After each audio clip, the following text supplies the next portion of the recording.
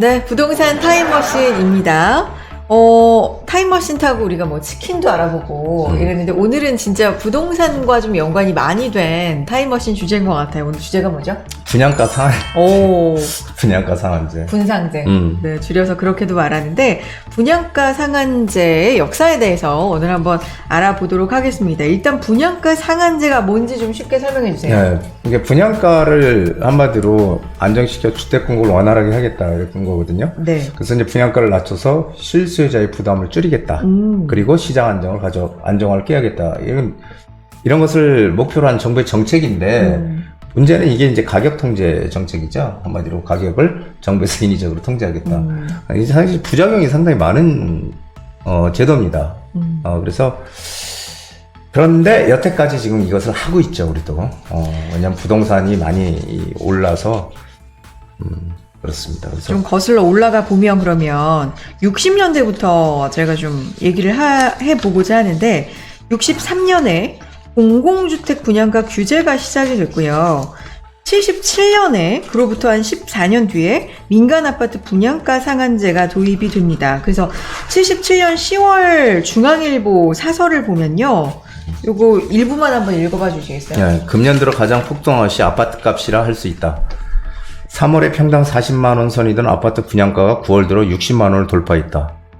야, 그래서 이게 와, 이때도 무지 올랐네요. 3월에 평당 40만 원이었는데 9월 들어 60만 원. 6개월 만에 그러니까 예전엔 더 많이 올랐다니까 이게. 우와, 이렇게 보면은 많이 올랐네요.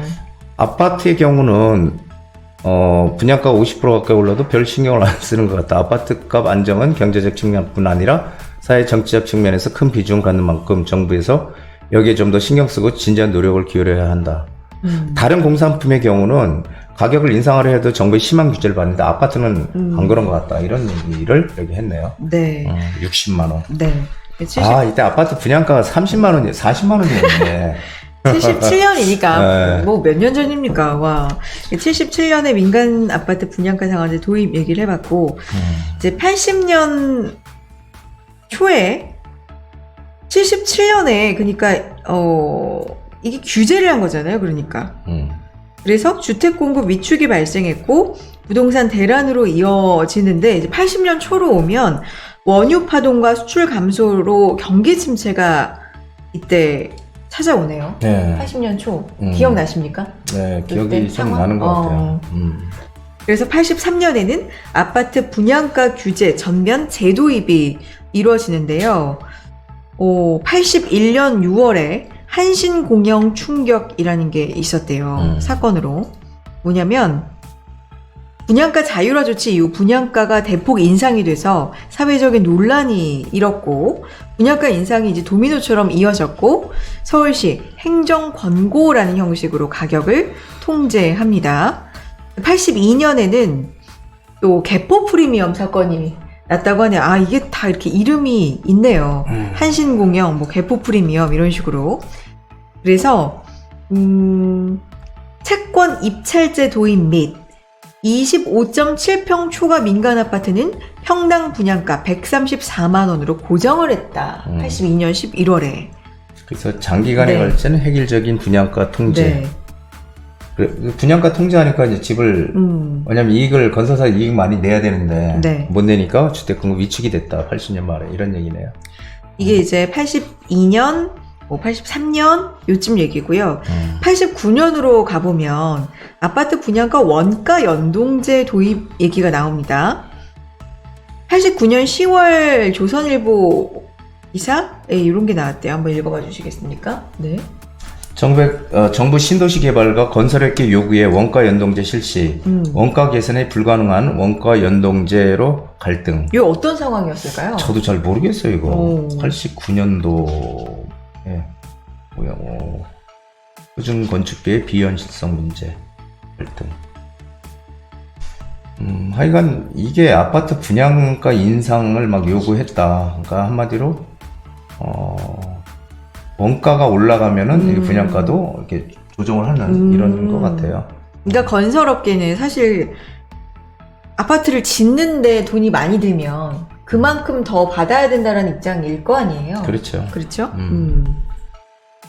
좋습니다. 자, 95년부터는 단계적으로 자율화가 되고요. 97년에 외환위기가 오죠. 터졌죠. 네.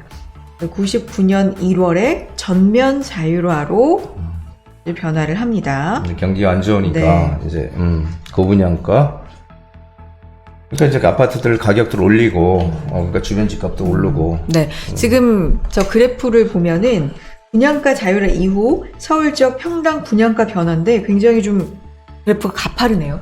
그렇죠. 예. 엄청나게 가파르게 올라갔네요.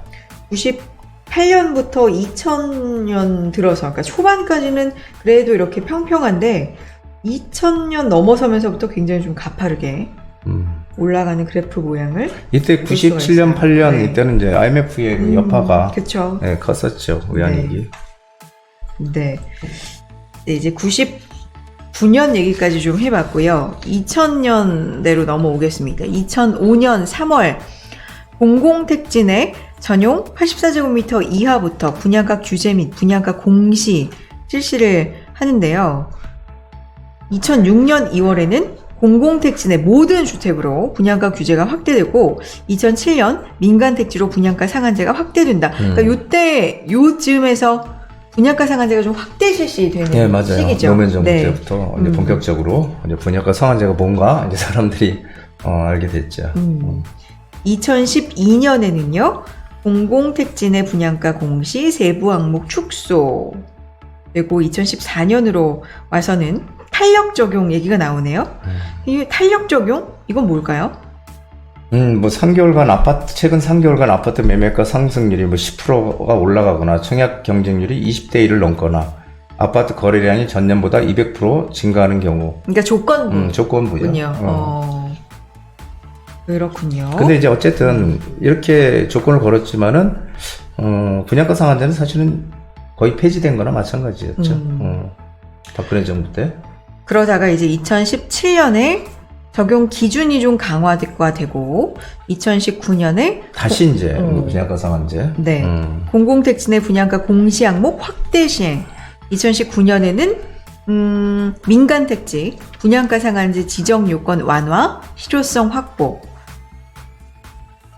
이게 변화가 이렇게 딱 보이네요. 맞아요. 네. 어떤 정권 들어오면은 네. 풀어주고 묻고 그렇죠. 네.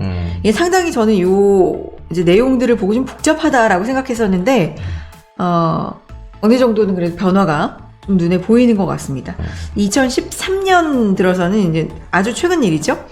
강남, 서초, 용산구만 분양가 상한제 적용, 그 외 지역은 해제. 그러니까 규제 완화 시점이니까요, 지금은. 그렇죠. 분양가 상한제 역사를 좀 봤는데 쭉 보시면서 어떤 생각 드셨나요? 근데 이 분양가 상한제라는 게 네. 이제 이게 이제 어쨌든 규제를 하는 거잖아요. 네. 규제. 그러니까 이게 우리가 이제 규제 역설이라는 얘기 많이 하잖아요. 그러니까 정부에서 어떤 선의로 규제가 필요하다 해서 규제를 선의로 이제 규제를 하지만 그것이 반대로 역효과가 난다는 거죠. 그래서 대표적인 게 이제 우리 그런 얘기 많이 하잖아요. 그 프랑스 대혁명이 끝나고 로비스피에르가 이제 정권을 잡아서 우유값을, 그러니까 모든 어린이들이 우유를 먹을 자유가 있다 해가지고선 우유를 가격을 갖다 낮춰서 하니까 우유를 생산을 안 하니까 우유를 생산을 안 하니까 왜 우유를 생산을 공급이 안 되고 네. 근데 우유를 생산하려면은 그 소한테 먹여야 되잖아요. 네. 뭐 목초라든지 사료. 근데 그러니까 또 목초 사료 값을 낮췄어. 올리지 못하게끔. 그러니까 아예 이제 소들이 그것도 사료도 못 먹게 되고 그 우유가 아예 없어지는 거죠. 그러니까 이게 상당히 폐해예요. 그래서 우유값이 오르고 막 그러니까 이제 프랑스 사람들이 빵하고 치즈 이런 거 많이 먹잖아요. 주식이라고 하는데. 근데 그런 것도 이제 가격이 비싸지고. 그러니까 결국은 로비스피에르가 결국은 그 군중들한테 끌려 내려와서 결국 사형했죠. 그래서 참 좀 씁쓸한 얘기인데, 그래서 사실 이런 분양가는 사실 정부에서 항상 이 부동산 정책이랑 그런 것 같아요.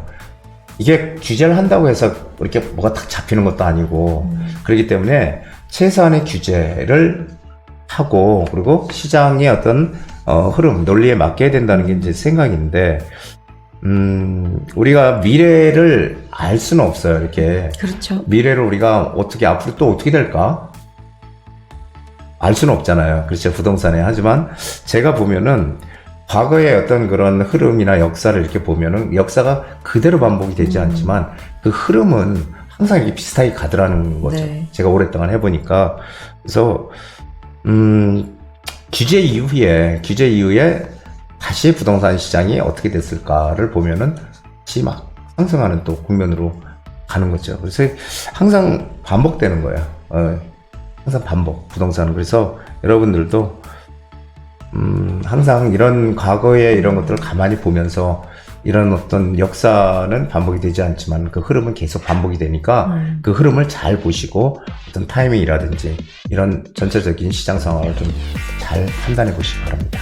완벽하게 똑같은 역사 반복 이런 건 어렵지만 그런 건 없지만 흐름이라는 건 분명히 그렇죠. 있는 것 같아요. 네. 네. 그래서 그런 것들을 좀 경제에 있어서는 잘 읽어볼 필요가 있을 것 같다. 자, 부동산 타임머신 타고 오늘은 분양가 상한제에 대해서 알아봤습니다.